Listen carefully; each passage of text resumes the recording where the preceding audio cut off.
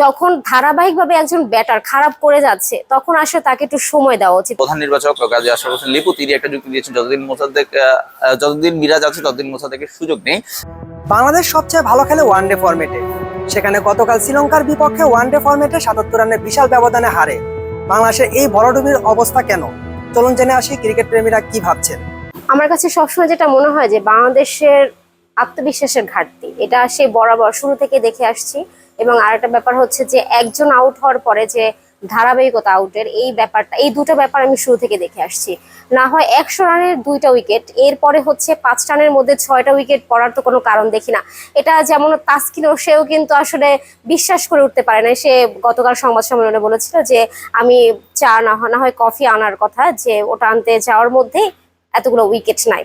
তো এটা হচ্ছে যে এই যে আত্মবিশ্বাসের ঘাটতি, এই যে ২টা উইকেট যাওয়ার পরে পরবর্তীতে কেউ যে এসে হাল ধরবে বা থিতু হবে, এই বিষয়টা আসলে বাংলাদেশের মধ্যে কখনোই দেখি নাই।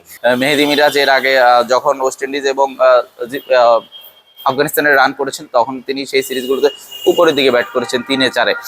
এখন তিনিও নিচের দিকে রান করতে পারছেন। অর্থাৎ আমাদের এটা ব্যাটারদের মনে হয় একটা লেগ স্পিনার কিংবা একটু ভেরিয়েশন আছে, একটু ভিন্ন ক্যাটাগরির বোলার দেখলে খুব সম্ভবত আমাদের বোলারদের মধ্যে, আমাদের ব্যাটারদের মধ্যে একটা মানসিক জুজু কাজ করে এবং খুব সম্ভবত সেটাই আমাদেরকে আরো একবার স্ট্রাগলে ফেলে দিয়েছে।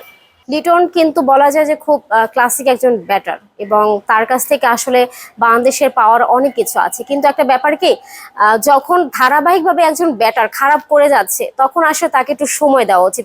যেমন সোহানকে তার কিন্তু সময় দেওয়া হয়েছিল এবং সে কিন্তু ভালো করে আসছে এবং গত কয়েকটা মাস ধরে দেখছি সে কিন্তু খুব চমৎকার অনুশীলন করছে। সেই সময়টা আমার মনে হয় যে লিটনকে দেওয়ার দরকার।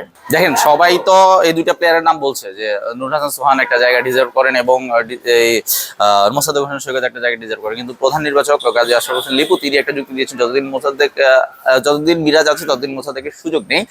আরেকটা তিনি যুক্তি দিয়েছেন যে লিটন দাসকে তিনি কেন ক্যারি করছেন ইনস্টেড অফ সোহান, সেটা হচ্ছে লিটন দাস টি-20 ক্যাপ্টেন, আপনি এই জন্য তাকে ক্যারি করছেন কারণ টি-20-তে তার বিশ্বকাপ পর্যন্ত তিনি ক্যাপ্টেন্সি করবেন, ২৬শে টি-20 বিশ্বকাপ পর্যন্ত। তো টি-20-তে তাকে ফর্মে আনতে হলে, তার আত্মবিশ্বাস বাড়াতে হলে এই জন্য এখানে তাকে সুযোগ দেওয়া হচ্ছে।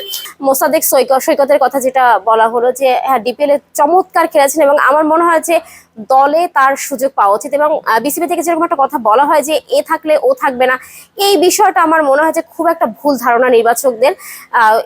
যে থাকবে থাকুক, কিন্তু যে ভালো করছে তাকে তো অবশ্যই দলের সুযোগ দেওয়া উচিত। এবং আমার মনে হয় যে মোসাদ্দেক কিংবা সোহান তাদের আবার ফেরত আসা উচিত বা আনা উচিত বিসিবির, এবং লিটনকে একটু দূরে সরানো উচিত যাতে সে আসলে কামব্যাক করার মতো সুযোগটা পায়। খুব স্বাভাবিকভাবেই সোহান পারফর্ম করে আসলে সুযোগটা নিতে পারছেন না, অন্যদিকে লিটনকে আপনি ফর্মে ফেরানোর জন্য খেলাচ্ছেন, এটা অবভিয়াসলি ব্যাপারটা একটু দৃষ্টিকটু।